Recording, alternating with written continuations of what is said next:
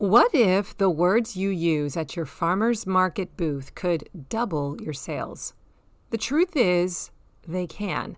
In this episode, I'll share specific buzzwords, phrases, and customer dialogue scripts that you and your staff can use that build trust, spark curiosity, and help your customers say yes more often. Let's get started.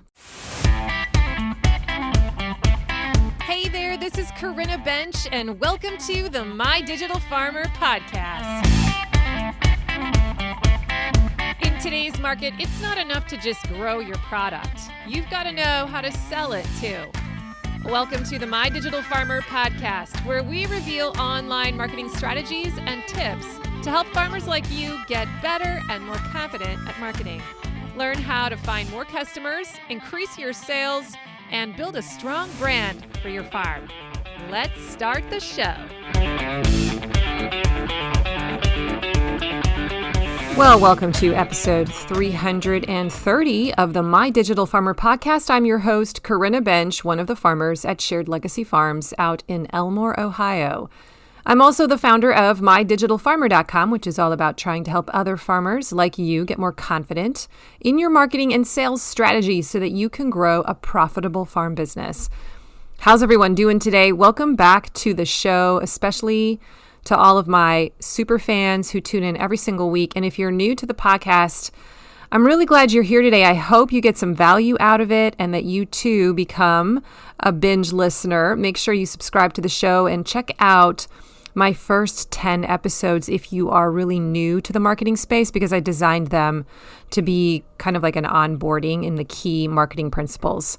Another place that you should go, though, is just to get onto my email list, because when you do, I'm going to send you an email about every 5 days for maybe like 3 months. And these are really good emails that kind of walk you through the most important things you need to know, and they build on each other. You can get on that list by going to mydigitalfarmer.com/subscribe. Today's podcast is sponsored by my friends at Local Line.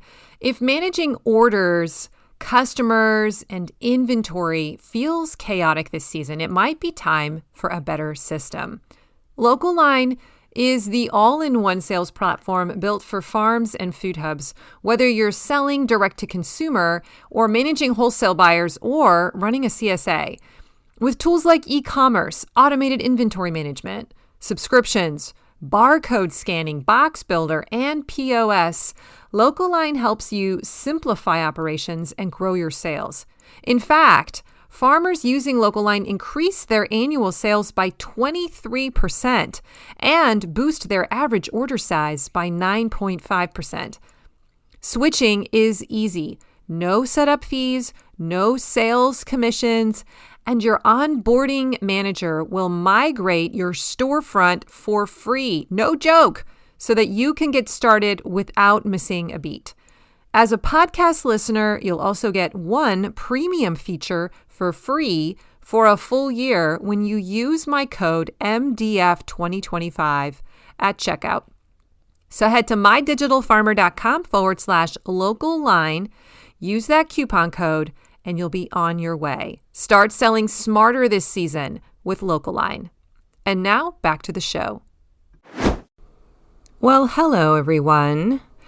It is September 5th as I am recording this episode, and I am coming off of a long weekend getaway over Labor Day weekend where I left the farm and went on a 3-day women's immersive retreat in the Smoky Mountains. So I was kind of like maybe an hour from Gatlinburg, and I attended a retreat with my coach and some other women from this area in Ohio.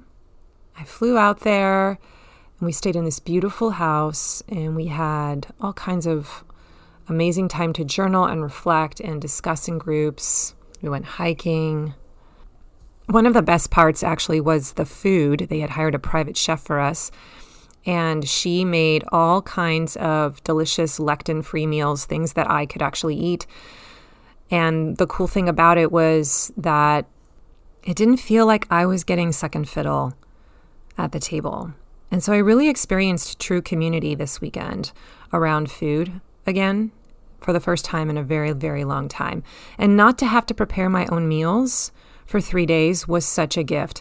I'll also say that I have not eaten that much in a year and a half. I would eat 2 platefuls of food and I thought to myself, oh, I'm going to pay for this later. And I don't know what it was that she was making, but it digested so fast. And I actually kind of felt like I had a milestone and a breakthrough moment, even just in my healing journey again. And I thought I was pretty much healed and I felt even better. So this was so great, so exciting. And I just want to encourage all of you, if you're listening to my story and you're like, what? You got away over Labor Day weekend? You left the farm? And the answer is I did. And I have been working towards this kind of a life for 2.5 years now. And it's just so awesome to test it. I go through these moments where I'm like, there's no way that I could do this. I can't walk away from the farm. Kurt will never be cool with that. And yet we were able to arrange it and make it happen. And my husband was so supportive. I'm really grateful to that. So now my next mission is really to try and help Kurt find this life of margin that I seem to have discovered. And every couple of weeks, no, I'm not kidding. Like I feel like I am testing it yet again for myself. It's still hard for me to believe that I can stop and do things for me. And so I've just kind of practiced doing it anyway and testing it and seeing if the things fall apart. And I end up coming back nourished and refreshed and things seem to be going okay. So I just want to encourage all of you to believe that it's possible and just to take a small step of action that feels like you are moving in that direction and that you are putting yourself in your self-care first. So that's a little bonus tip today. All right, well, let's get started with the meat of today's topic. I have my chai tea here and I have my script or my notes, my outline. What are we talking about today? Today, I want to give you some customer dialogue scripts. You know, when you're at the farmer's market or at the roadside stand and you got a customer that's looking interested in a product, but they haven't quite grabbed it yet. Like, how do you have a conversation with them? What kinds of things can we be saying to encourage more people to actually take action and buy? Are there actual phrases and words that we could be utilizing? So I want you to sit back and relax today and just let this all wash over you, because we're going to talk about some of the words and phrases that you can try using when you're selling at the farmer's market or at your roadside stand that may be effective in helping close the deal, in helping your customer feel that trust, reduce that friction, feel the desire, and make them confident. Yeah, confident. Like, so at the farmer's market, you're not just selling your produce or your meat or your flowers. You are selling confidence. And customers want to feel like they are making a smart move, that this is going to be a good choice. And the words that you can use can unlock that feeling. And I wanted to spend an entire podcast talking about this. Sometimes I have farmers asking me, like, do you have a script that you could give me of like what actually works to talk a certain way to get a person to want to buy my thing? Or are there certain catchphrases that salespeople use that are helpful in moving the customer along the journey? And I remember wanting that list too when I was first getting started at the farmer's market, wondering if there was such a thing. And so today we're going to talk about some of those core techniques with phrases that you can use. And I've decided to organize them by categories, because when I have sales conversations, I'm usually watching for like, which card am I going to play? Like, I have many different ways that I could approach this conversation, and which one of them will probably be the most helpful for my customer. I never want to force my customer to buy a product if it's not going to be good for them. Let me just put that out there right away.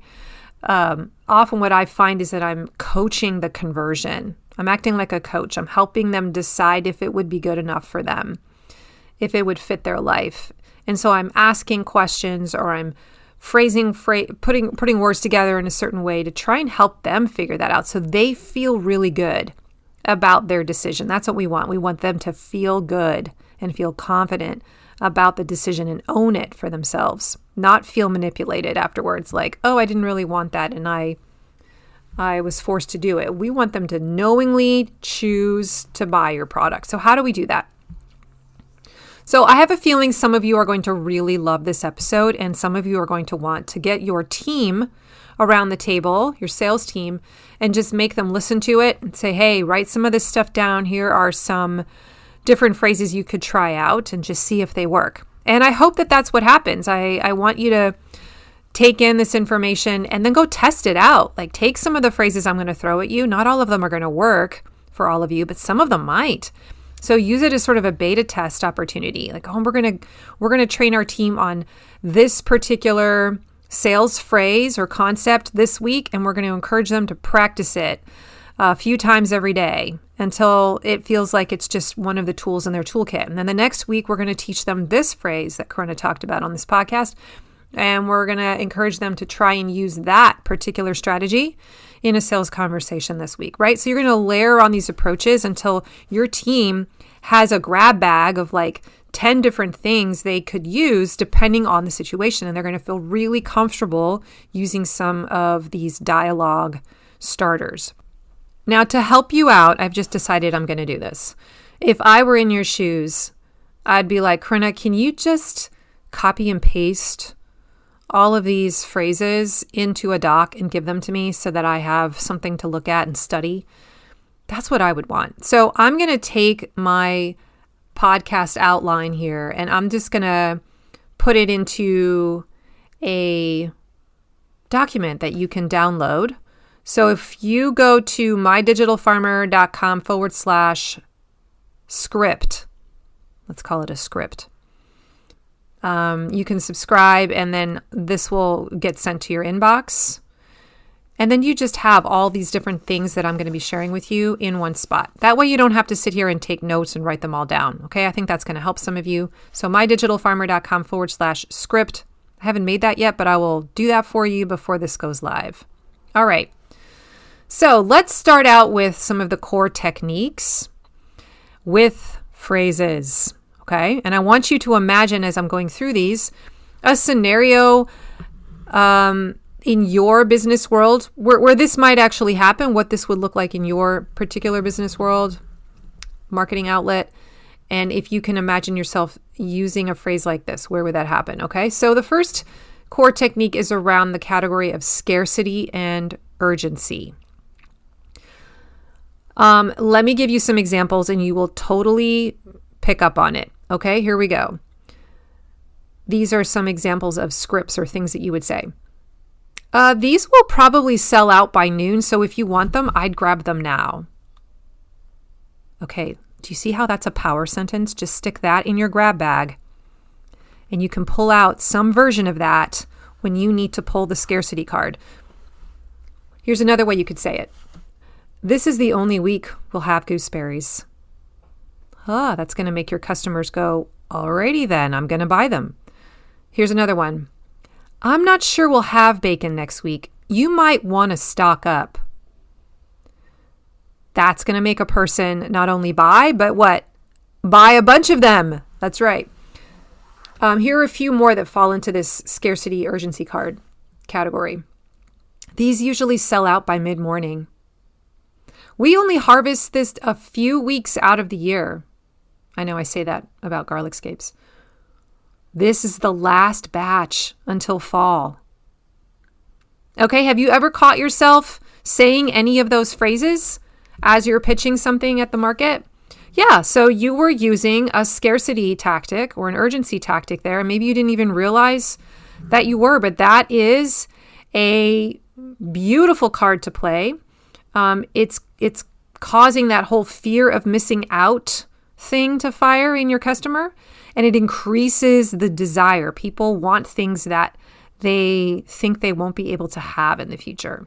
So those are a few examples. And like I said, I will take those sentences, I'll put them into that Google Doc, and I'll share it with you along with all the other things coming up here in a moment.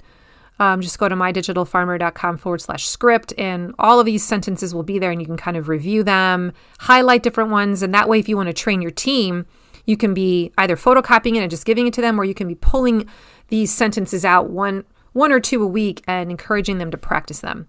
Okay, here's the second category or card you can play. This is the authority or expertise card. Here's an example.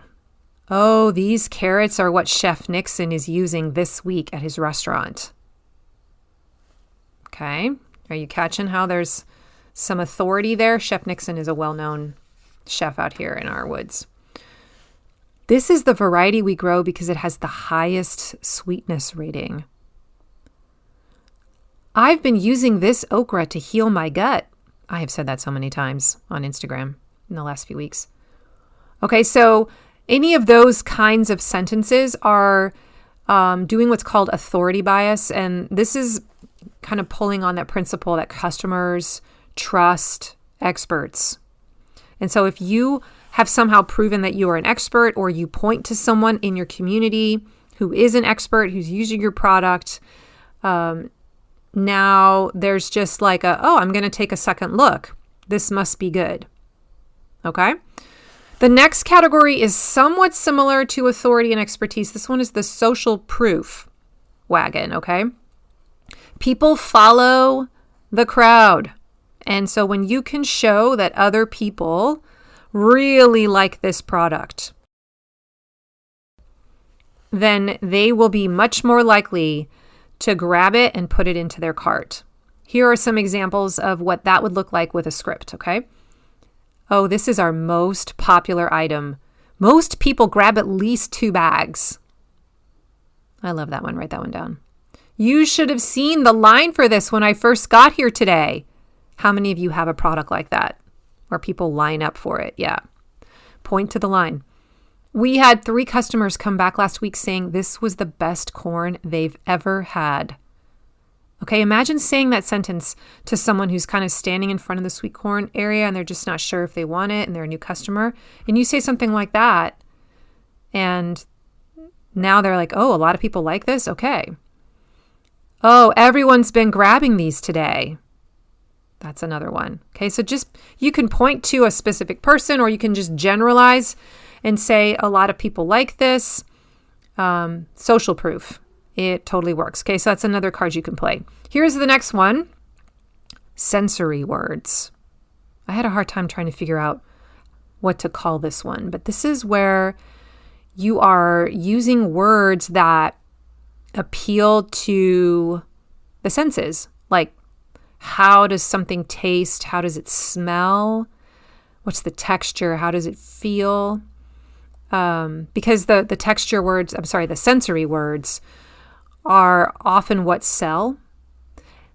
This might be a little tricky for you. I'm really good with words. I always have been. In fact, I often tell my boys when we try to have conversations with them, they're in middle school, high school. And sometimes I'll be like, how was your day? And you get this like, it was good. I'm like, good. Okay.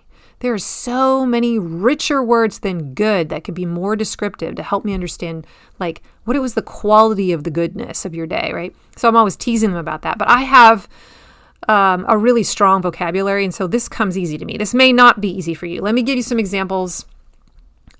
You're pointing to your strawberries, and you can say something like, these strawberries are sun sweet and juicy. You should taste one or have a trial here. Okay, so that word sun sweet. Or this one I've actually said a lot. Our customers call these crack carrots because of their addictive sweet flavor. No joke. Actually, a customer named them that, and then I started using it, and people just want to like see if they're going to be addicted to them too. I think it's like a challenge. Here's another one. This beef cut is tender, buttery, melt in your mouth good. right? Are you thinking of those commercials right now where you see foods on the screen and like the words that are being used to talk about it just make you want to dive in and try it and go to the store right now and buy it, right? Salivating at the picture. That's what we're trying to create here. Sweet and crunchy, fragrant, fresh picked this morning, rich, creamy, melt in your mouth. I'm not coming up with good words right now, but we want to be like thinking about what are some strong descriptive adjectives. So depending on which product you're trying to feature that day, it might be worth it to go to ChatGPT, to an AI tool, and ask it for some help to give you some different sensory words or descriptor words or adjectives to help you describe this product. And you might get a few ideas there. And then that can just be something you hand to your team and say, hey, here's some words to play around with as you're describing the mushrooms or the tomatoes or the melons, whatever the product is that's special for the week or whatever. Okay, so sensory words, that's another technique that you can use. Okay, my next category is where you frame the product for its use case. Here are some examples. Perfect for grilling tonight. Makes a quick weeknight meal. Oh, this pairs beautifully with eggs, cheese, and meat. This is so great for freezing so you can enjoy it later. Okay, so giving people a suggestion for how they could be using it. And you may have to suggest a new meal habit. So, oh, this would be great for Fish Friday.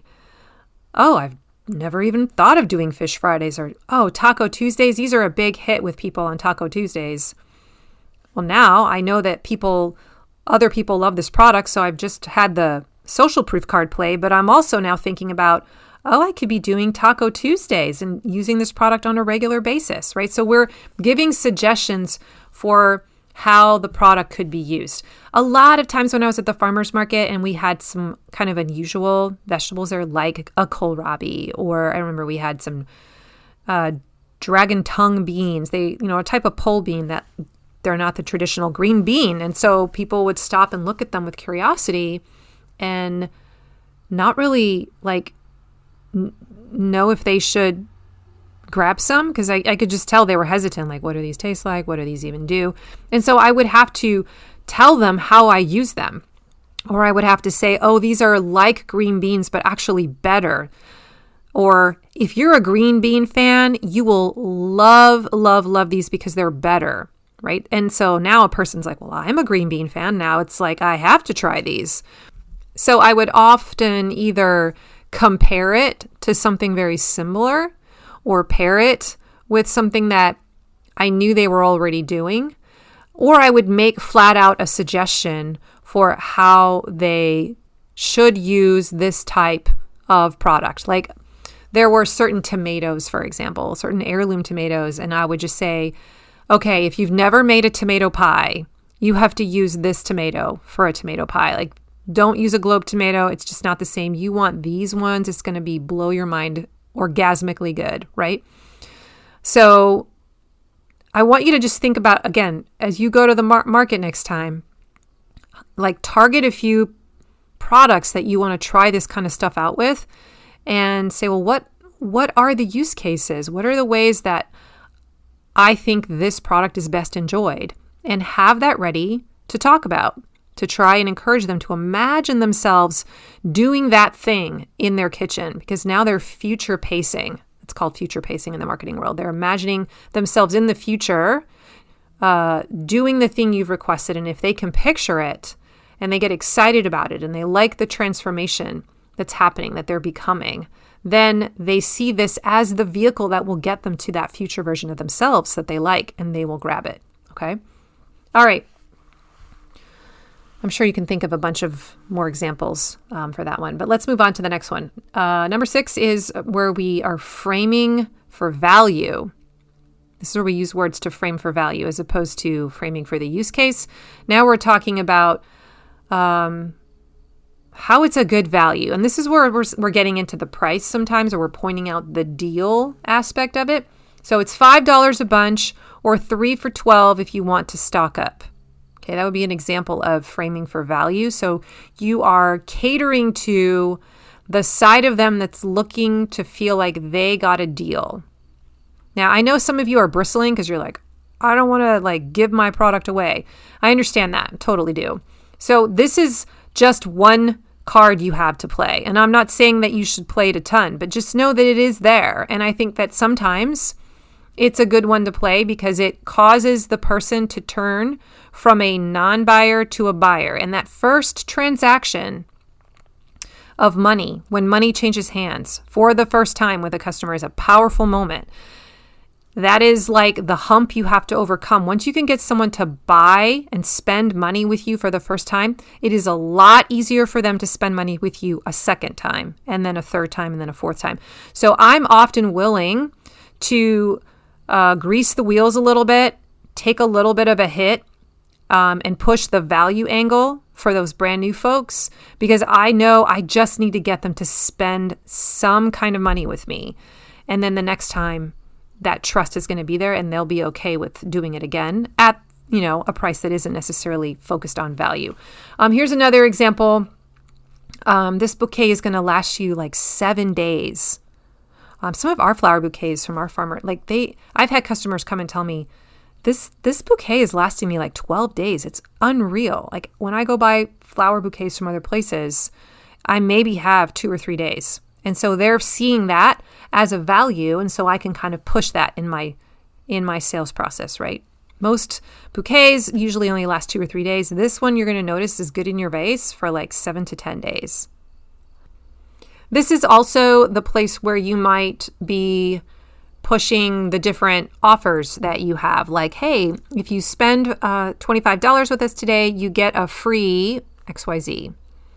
Or you might say, hey, our special today is if you spend, it's a tiered discount. If you spend $20, you get $5 off. If you spend $50, you get, $15 off. I don't know what the actual percentages are, but you see what I mean? Like each time they spend more and more, the discount is a little bit higher.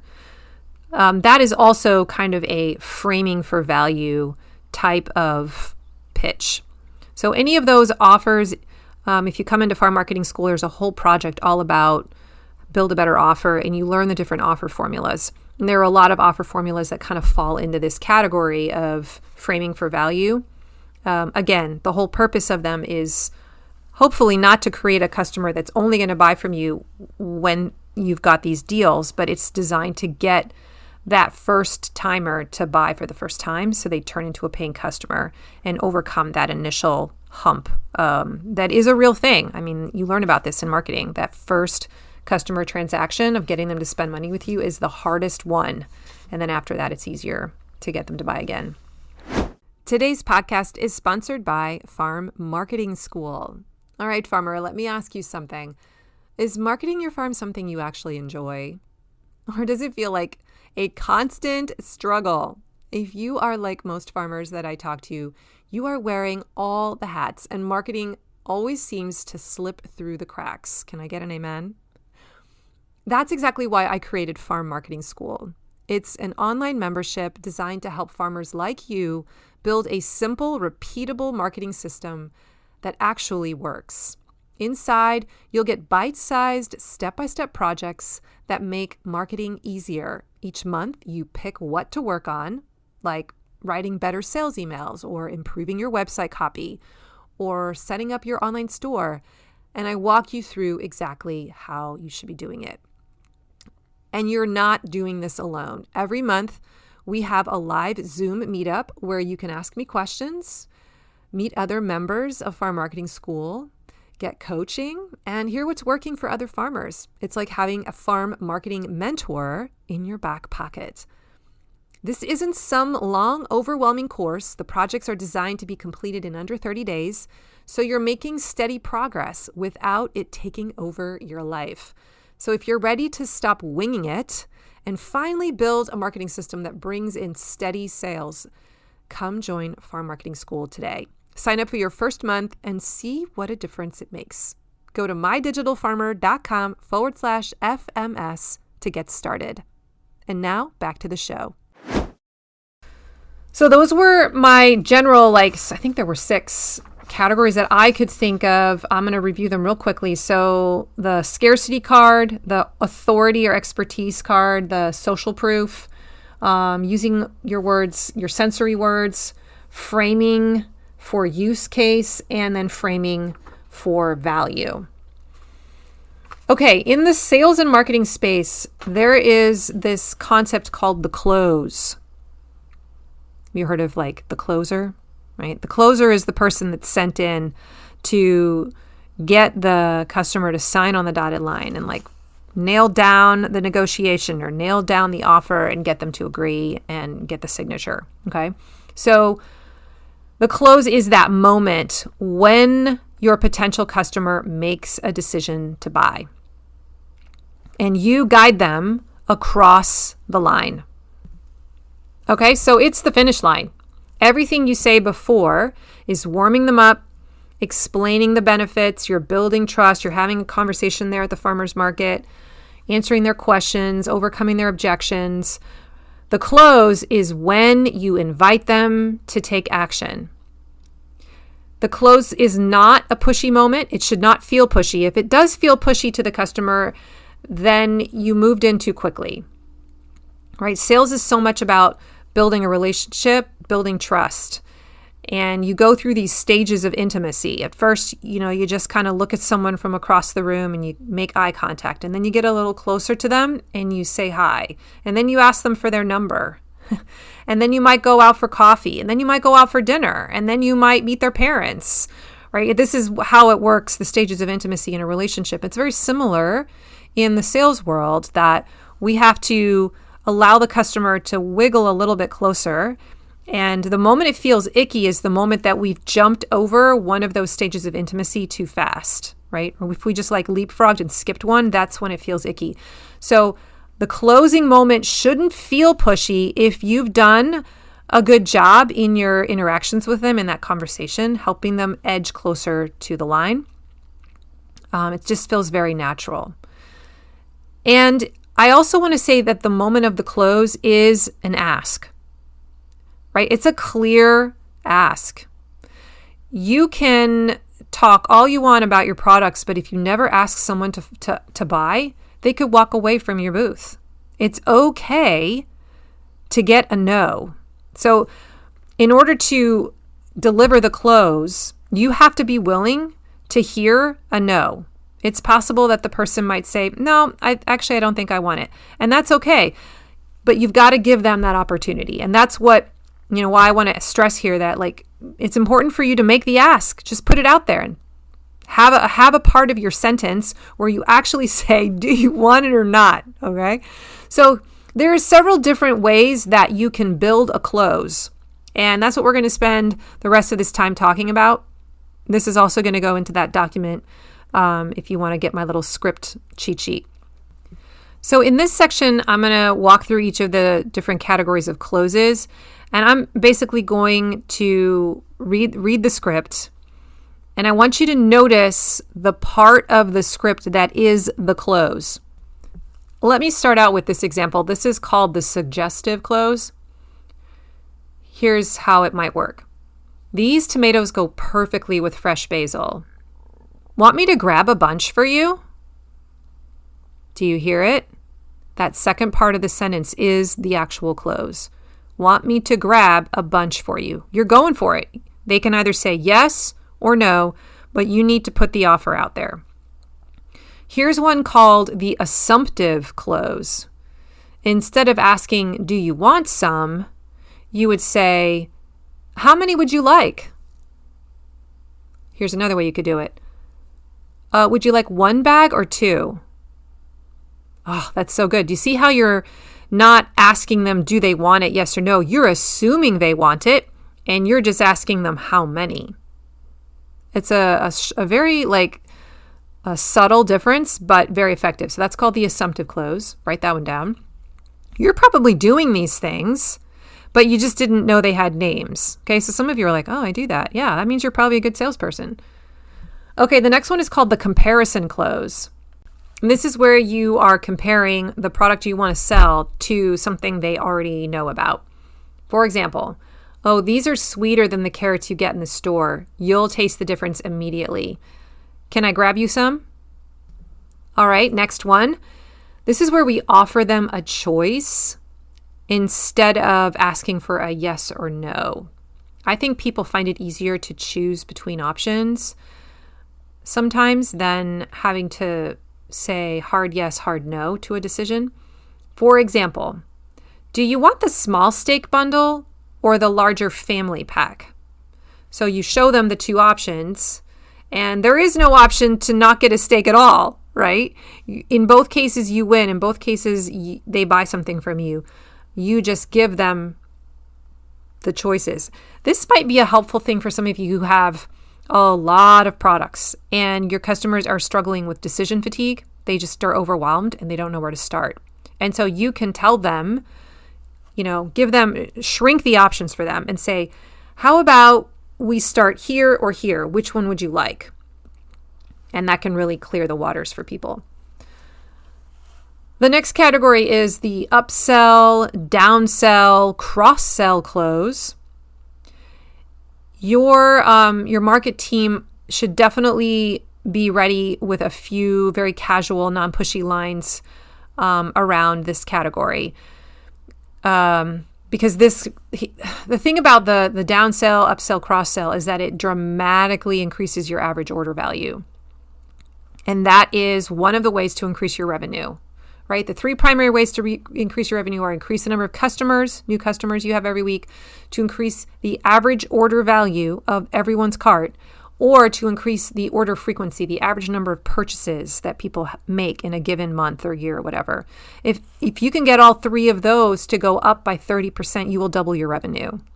So I try to keep my eyes on those three metrics in order to increase my revenue. And so with the downsell, the upsell, the cross-sell conversation and script, we can get the customer to increase their average cart value by 30% if we know kind of the right way to get there. So here's an example of an upsell. Now, an upsell is when you're encouraging a larger option than the one they're currently exploring, or maybe a more premium version of that product. So you might say, these cherry tomatoes are amazing. Do you want to add on, though, a quart of those heirloom slicers, too? Because they make a perfect caprese salad together, right? So you would try to get them to add on, like enhance their tomato experience by pointing them to the heirlooms. Or if you have someone who's looking at your ground beef to make burgers, maybe you would say something like, a lot of customers, that's a great choice. Or a lot of our customers like the premium sirloin, or a lot of our customers also grab the burger patties because it saves you time when you're grilling. Right? So you're making a suggestion for how they can get the more expensive version of that cut of meat, and that would be considered an upsell. A downsell, this is where you offer a smaller option if you see hesitation on the part of the customer, where they're like, I don't know if I want that, after you've already kind of tried to pitch something. Have a downsell offer ready. I'm thinking about like the CSA is not really a great example because you don't do that at the farmer's market, but I'm going to use it anyway. So if someone isn't ready for the CSA, because that's a big 18-week commitment, I could say something, well, how about just trying our 4-week trial membership? Or sometimes I'm like, you know what? Do you like fruit? Because our fruit share is really good and it's not as much. And then some people will come in through the fruit door and then decide that they want to upgrade to vegetables. With a meat producer, like I'm just thinking if you're at the market and you could say something like, if a full roast feels like too much, I'd suggest a half portion that's perfect for 2 people. Oh, okay. So now they don't feel so bad walking away from you. That feels like a better fit. It's like diminishing or diminuendoing the ask, right? And it's like, okay, I'm comfortable with that. I know that you guys have done this before. Maybe you just didn't know it was called a downsell. But if someone seems hesitant, then just splinter off a part of that offer, make the package smaller, a little less expensive, or fit it to a different use case so they can imagine themselves using it that way. And now they're like comfortable buying it. And you still win because you've gotten them to spend money with you for the first time. The cross-sell is where you pair related products that go well together.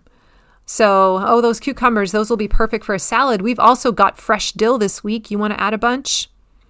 Or sometimes when people are shopping for cucumbers in a certain part of the season, I'll always suggest, do you want any dill flowers with that? Are you going to be pickling? Because we've got dill flowers over here that are gorgeous. And if they didn't know that, they're like, oh, yeah, let me get those. Meat producers, that brisket's going to be amazing on the smoker. Want to add our house-made dry rub? It's a popular combo. Okay, do you see how we've gotten them to now buy something else that would go along with that? Okay, so your staff should always frame these as helpful suggestions, not sales pressure. So want to think about it as like giving your customers permission to enjoy your products even more. Okay. And then finally, I wanted to end today with just a conversation around how to build rapport through conversation. And this is where you're really focusing more on the relational element instead of the transactional piece of the sale, because people buy more when they feel a personal connection with you. And this may take several weeks, several reps before the customer really starts to feel this with you strongly. But I remember noticing this, learning about it formally from my marketing mentors, but then noticing it, especially when we had to buy a car from a car salesman. And they were totally doing some of this stuff that I'm about to talk about. When you go in to buy a car, they usually, they sit down with you at their desk and they strike up a conversation. Or when you first walk in, they ask some pointed questions. And those questions are designed to try and find rapport or create rapport and trust with you as quickly as possible. And so we want to kind of learn from that and say, how can we use some of those tricks of the trade to help our customers feel trust with us faster? So one of the things that car salesmen will do, and now you're going to watch for this when you go buy your next car, but they try to find common ground quickly. They're actually coached to do this. I saw this happen when I was buying a car. They asked, where we lived, and then he mentioned a restaurant in our town of Elmore that he's eaten at. And I was like, oh. I thought about it later. I'm like, I wonder if that, if he's actually been there or if he was kind of using that as a way to make me feel like we're connected in some way. So if they mention where they're from, your customers mention where they're from, you can say something like, oh, I love that town. Do you ever go to XYZ? Or I go to watch football games at such and such stadium, right? If they're wearing a sports shirt or their kids have some gear, you could say, oh, are your kids in such and such team? Do they play soccer? So do my kids or whatever. Or I grew up in that district, right? Trying to find something that you're also interested in to show that, hey, I like that hobby too, or I'm from that area, or I like that food. Asking food-related questions is also something that can build rapport. So how are you planning to use the zucchini? Oh, I can't tell you how often I hear that. Like when I go into the Hobby Lobby or a craft store and I'm buying fabric, that's often a question I get asked by the cutter. She's like, what are you going to be making with this, right? So how are you planning to use the zucchini? Have you tried roasting garlic before? Oh, no, I haven't. How does that work? Well, let me explain it to you. The third thing that I wrote down here was to mirror enthusiasm. Actually, just mirroring in general. I did a whole podcast episode on the topic of mirroring. And mirroring refers to like your body language should be mirroring that of your customer. And so, if there's like a whole science behind this, but like their stance, how they're holding their arms, where they're pointing, like we want to be, how they're touching their face. We want to be mirroring it exactly. But even just mirroring their enthusiasm. So if they gush on and on about tomatoes, your staff can respond, yes, that's my favorite tomato too. You should try them with such and such spice, right? So mirroring, if they're excited about something, you show the same amount of excitement because now you're just going to fuel that fire. And then using their name if possible. Now, I know you don't always know people's names, Especially if they're a brand new person, you might not be able to figure that out. But if they've been coming a few times and you've learned their names and you say something like, "Hi, Sarah, welcome back. Did you try that soup recipe we talked about last week?" Like that's going to make them feel like you noticed them. And now they feel even closer to you and it makes them want to just keep coming back. So using the power of names, I think, is really powerful. Try to learn people's names if you can. So remember, rapport is building trust. It's building loyalty. Customers who feel seen by you or your team are far more likely to buy again. They're far more likely to recommend you to friends. And they're far more likely to forgive a little hiccup from time to time. But remember, one of the ways we make revenue is by pulling the frequency lever. So if you can get a person to come back again and again and again, we make a lot more money. So we just really want to build that rapport so that happens. All right. So how do you train your team? If you have a larger group of people that you can send as your representatives to the market, I want to encourage you to teach them this kind of stuff. First of all, before they go to the market, I would give your team 3 talking points every week. So they should know like what's new or what's the offer of the week. That should be like trained into them. What's most popular? They should all know that so that they can pull that card about, the social proof card and point that out to people. What's the special upsell? And that can be a strategic thing if you have a certain kind of offer and you can tell them, hey, a lot of people are probably going to want to buy this. This is the upsell. Try to get them to also get this, or the cross sell is another option. I also think it's a good idea every week to pull out one of these sentences or strategies that I've just taught you in this episode and, hand it to your team and be like, okay, here's the tool that we're going to put into our toolkit this week. And I want you to practice using this particular sales strategy or dialogue strategy today at the market. Try to do it at least 5 times. Hopefully, the more they do this, they'll begin to layer on these different approaches and they'll get more and more comfortable using all of them interchangeably. But at first, I think you have to, especially with some of them, you have to really think about it. Be like, oh yeah, there's a social proof thing. I can do that more often. And then they'll just practice it until it becomes almost second nature. And you'll be surprised at how quickly you can get pretty good at the 3 or 4 of the main categories of them. And it'll make a big difference. All right. So I wanted to end with a couple of examples, different scenarios where a customer might come up to you and then what would the staff person say? Okay, so that's how we're going to finish off. The first one is for a vegetable farmer. The customer shows up and says, "What's good today?" Has that ever happened to you? What's good today? And the staff person would say, "Oh, the carrots. The carrots are incredible, super sweet. We call them our crack carrots. Most customers grab 2 bags because they disappear so fast." Okay. So you should always have an answer to that question, what's good today? What are you going to recommend to people? Don't be stunned or surprised by that question. Decide on an answer ahead of time so that you know what to say when that trigger sentence happens, that trigger question. Okay. Here's another trigger question. What do you recommend? Oh, I use this all the time at restaurants. And I'm always surprised when the server looks at me like deer in headlights, like, I don't know what I recommend. And I'm like, oh man, because I'm totally going to get the thing you recommend is what I'm thinking in my mind. So if they don't have something ready, I'm like, opportunity lost. So you need to have an answer ready for that. Okay. Here's a sample, what you might say. Well, if you want something quick for dinner tonight, I'd go with the sausage. It cooks in like 10 minutes. But if you're looking for more of like a wow factor meal, the ribeyes are our most popular cut. Oh, there were so many different cards being played in that answer. Did you hear them? Yeah. Here's another scenario.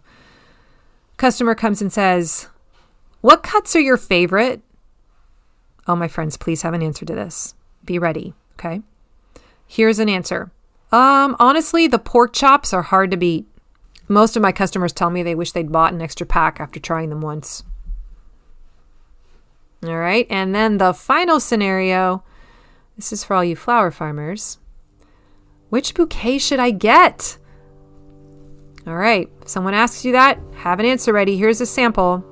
This medium bouquet is our best seller. It's just the right size for a dining room table, and customers tell us it lasts a full week. Yeah, now that's going to make me say, okay, that's the one I want. That's a decision fatigue question, right? Which bouquet should I pick? And you don't go for the small one. Maybe you don't go for the large one, but you pick the one that's just right in the middle, right? The medium bouquet, and you tell them why it's our best seller. All right. Well, my friends, I hope this was helpful. My challenge for you this week is to pick 3 phrases from this episode that you liked and either use them yourself or go teach them to your staff. And then watch what happens at your farmer's market booth or at your roadside stand. See if you notice customers leaning in or nodding or being more curious or hopefully saying yes more often. And don't forget, if you want to get the list of all the different ideas, basically my script or my outline of the podcast episode, you can grab that at mydigitalfarmer.com/script. My show notes today will be at mydigitalfarmer.com/330. If you liked this episode, please go leave me a rating or a review or go tell another farmer about this and say, you got to listen to this podcast. You can send them the link. And if you want to get onto my email list, remember I have some really great stuff to send your way. It's free. It's going to turn you into a better farm marketer. Go to mydigitalfarmer.com/subscribe. I'd love to be a mentor to you. Thank you so much for joining me today, everyone. Have an amazing week. And remember, I believe in you. Bye-bye.